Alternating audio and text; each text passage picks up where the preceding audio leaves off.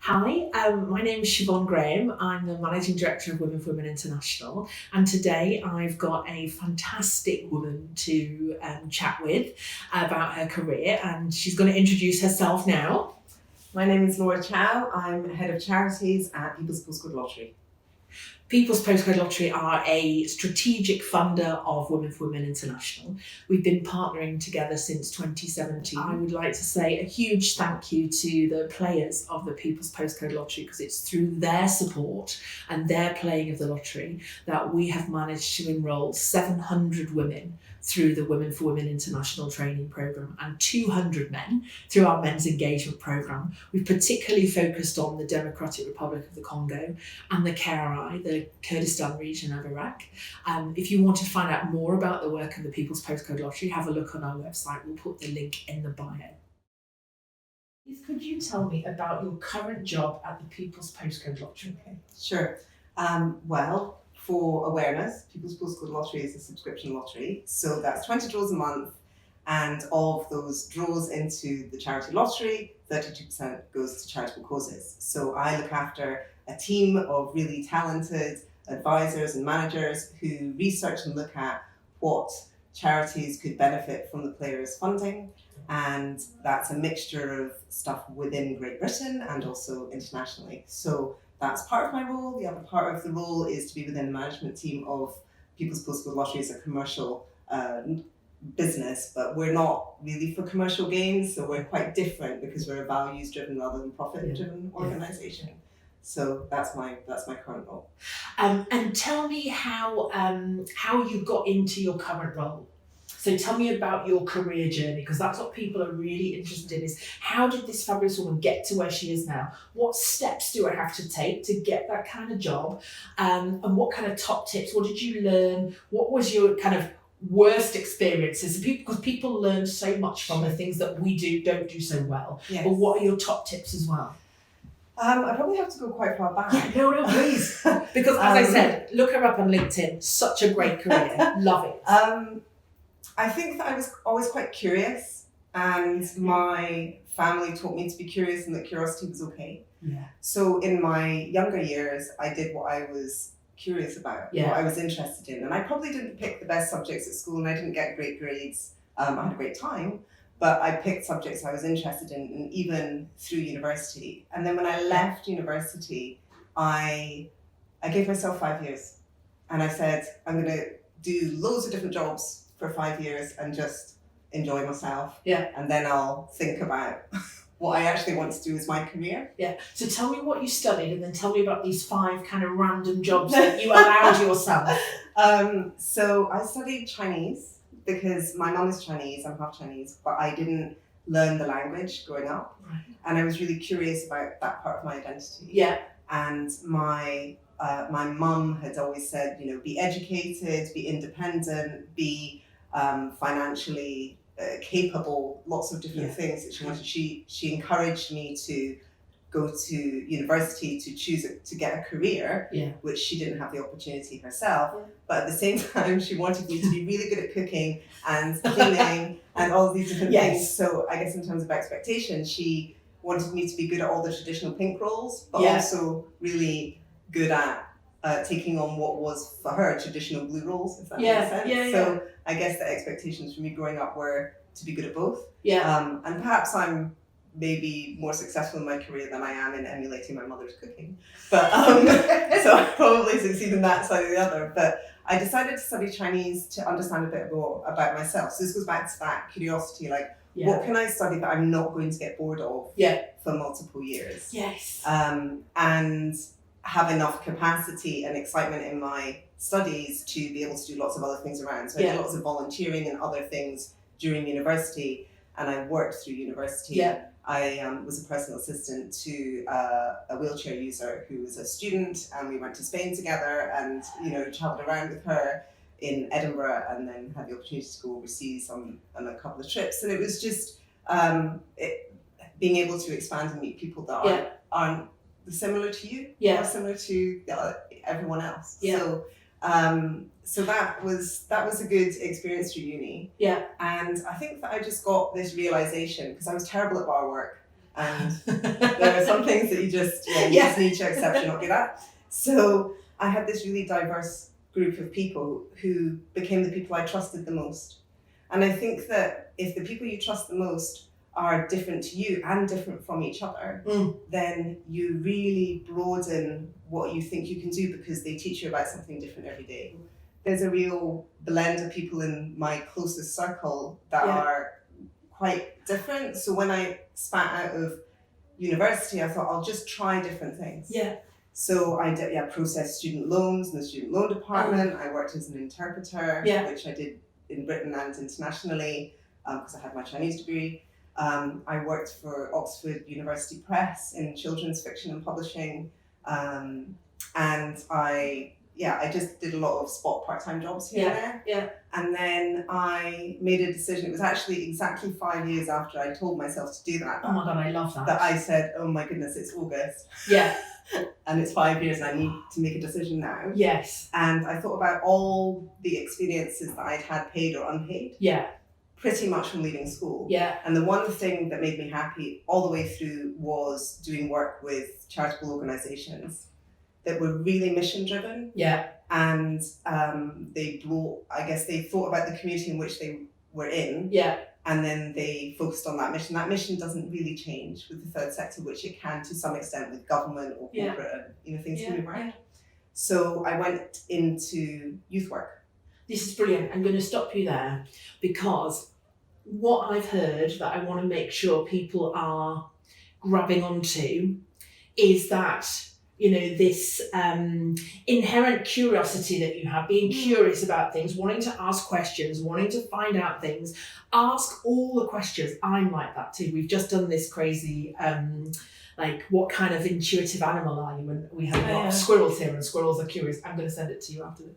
I bet you're a squirrel as well. So being curious, I love the fact that you set a goal, that you said I'm going to give myself these 5 years to explore all the different parts of what I am and what I love and what I'm passionate about, because you said, I looked at things that I'm passionate about. That is so important, to follow your passions and do something that you're passionate about, because then there's that crazy quote that people talk about, if you do something you're passionate about, you'll never work a day in your life. I mean, I have a view about that. It's probably not for this, but anyway. But it definitely makes it easier. And the other thing that you said is you set a goal. You said in 5 years' time, I'm going to decide this. And then 5 years' time, you did it. I'm obsessed by this. If you set a goal, and I've done this, well, interesting enough, I did it for a big chunk of my career. I said, by the time I'm 30, which was just a couple of years ago, I will have achieved this. And I did. In fact, I achieved this, and I also had 2 other opportunities. I'm obsessed with setting a goal and then saying, this is what I'll do. And you did that, and it's played out again, and I love it. But I think the thing about it was that I set I finished university when I was 21. Yeah, so super young. Right? So when I was 21, I set a goal 5 years in the future. I gave myself freedom and a license to not focus.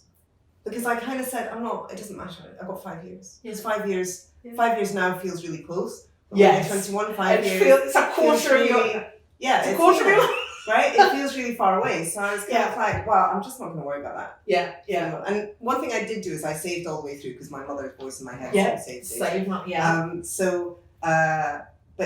I think that sometimes just from speaking to people, they put a lot of pressure on themselves very early to achieve a lot. Yeah. And sometimes you can... what you feel is success can change as you grow. Oh, so, definitely. I worked in Oxford University Press, and I did 3 years in fiction and non-fiction for children. Yeah. And I did it because I loved reading and I loved books, but actually I just like stories. Yeah. And now I spend a lot of time watching Netflix instead of reading books. But it's stories. It's not necessarily about publishing in books. And I think that what you think is what you want can sometimes evolve the more in depth you get to it. So I went into it, and I think that also if you're in a point in your career where you don't feel like you can get out of bed in the morning, or you feel that there's no progression or you're not learning, then it's time to think about moving and ask. And I think when you talk about curiosity, I think you have to ask. And if you don't, I think it might be a Chinese proverb, but it's something like if you don't you can be a fool for a moment or a fool for the rest of your life. You know, if you don't ask, it's better to ask now, and then and have that curiosity. But so I went into youth work and I did that, and I absolutely loved it.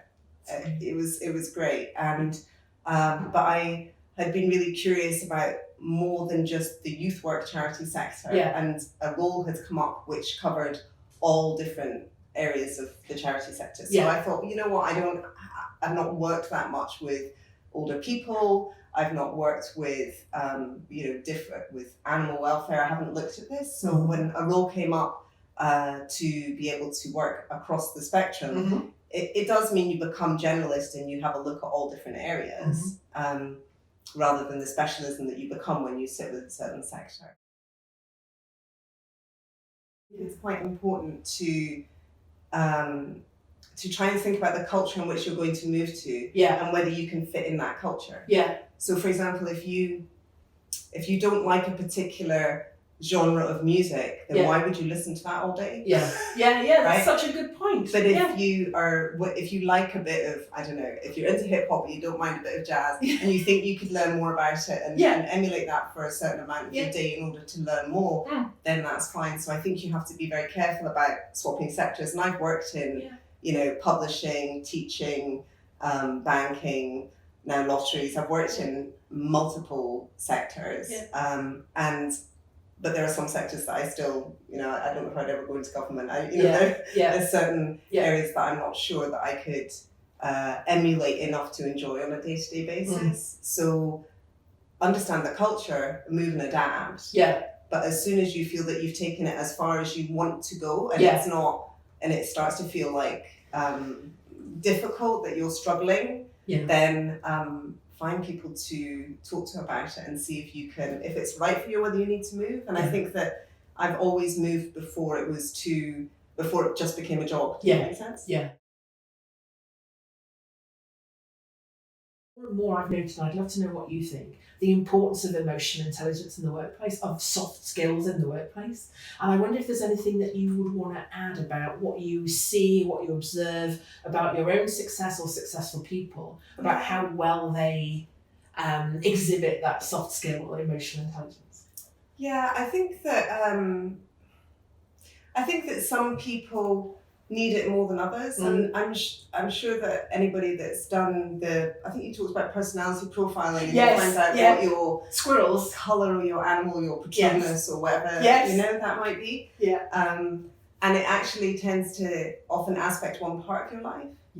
And some people find, I know in my team, some people like to see a lot of detail and they want to understand context, and other people are more motivated by the kind of in-person, a more social way of learning. So there's different ways of learning. So while I think soft skills are important, I think it's not important to everyone in the same way. And that's part of it. And I think that a lot of people I've met have had lots of skills that I wanted to emulate. So I've tried to say to them, how does that work? How does that work? That's your curiosity. That's my curiosity. But then the same person can have aspects of their character that I really don't want to emulate, which is perhaps why I find the idea of a role model quite difficult.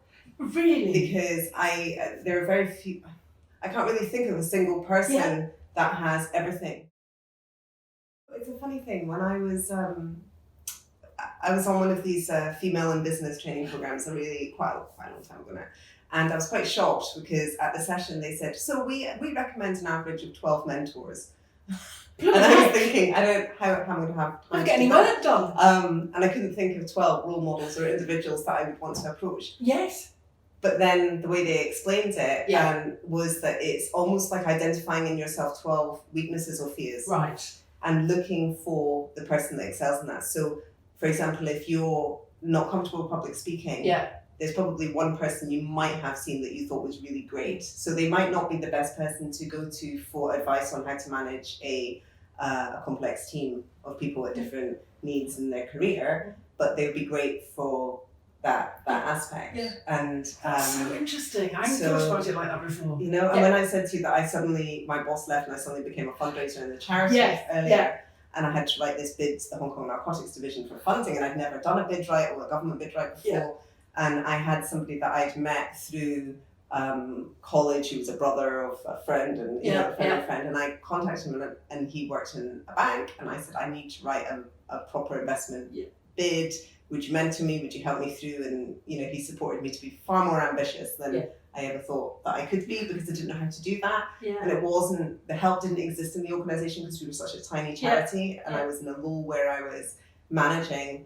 So I had to lead, if that makes sense, quite young. And so from that experience, I started to ask lots of different people for different things that I was afraid of. And I think that breaking down some of the barriers, the imposter syndrome or the things that you have, there's somebody that's very good at that. They're not good at everything. So even now, I would say I have maybe 4 or 5 different people that I go to for different areas that I'm not sure I know what I'm doing. And similarly, I'm mentoring a handful on the other side, having been through it. And so a lot of people have this barrier to coaching or mentoring because they think one person has to do everything for them. It's difficult. It is really difficult. It's so true. It's so true. I think that's something that I'm definitely going to take away of the many things of this conversation is you can't get everything from one person. Have a range of mentors. And I love what you said about picking out the skills or the development areas that you want to address and find somebody who's brilliant at that. And they don't have to be this perfect person who's brilliant at everything. They're brilliant at that thing. I love that. I think that's really great. I would love to know, and I think it would be great for our sisterhood to know, what are your top tips and words of wisdom and words of solidarity that you give to your mentees and that you'd want to share with our sisterhood today? Yeah, I think that a common thread for all of them has been about believing in yourself. And I know that we've heard this 1,000 times.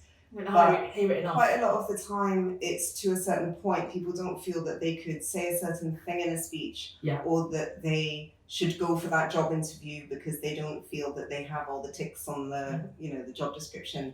And I've bombed job interviews in the past. I think that sometimes when you look at somebody's position, you think, oh, they've been quite successful, but you don't realise how much they've been unsuccessful because that's not what they put on LinkedIn. Yeah, exactly. So we should have a LinkedIn for all the jobs I should have had, all the jobs I wish I'd got. Yes. And then afterwards, I think, thank God I didn't get that job. So I know it's like, Exactly, because it wasn't right for you. So, so I guess that in terms of the mentoring, a lot of it has been quite specific. I think it needs to be individual to that person, and it's more about open questions to them because everyone has the solution. They just need a bit of coaching to pull it through. So it's not about do it this way. It's more about having somebody that doesn't know any of the people they're talking about. If there's a problem at work or even in their family or what that might be, who they can talk about it, and you have no preconceived ideas. So sometimes that's why it's quite good to talk to a stranger. Definitely. Somebody that you don't know. Definitely. In terms of advice, I think because it's Women for Women International, I think that for me, the biggest barriers that I've experienced have always been other women. So we often talk about men, but the woman can sometimes be a bit mean. And on the flip side, you've seen in a lot of the programs that your team delivers that peer-to-peer support, whether it's through after conflict or abuse or whatever that might be, or building an entrepreneurial future for a woman, that peer support has been really great. It's something I used to do in youth work. I did a lot of peer support programs. And I think that is something that people should think about a lot more. Just want to thank Laura so much for her time. That was fascinating. Thank you. I am, as I knew I would be, super inspired to have had the chance to have that conversation with you. And I want to thank all the people that play the People's Postcode Lottery, all the players. We couldn't be more grateful for what you've done for women survivors of war all over the world, particularly in the Democratic Republic of Congo and particularly in the KRI in Iraq. Thank you so much for your support. Thank you for playing the lottery. And I wish you all the luck and all the wins. Thank you so much. Bye.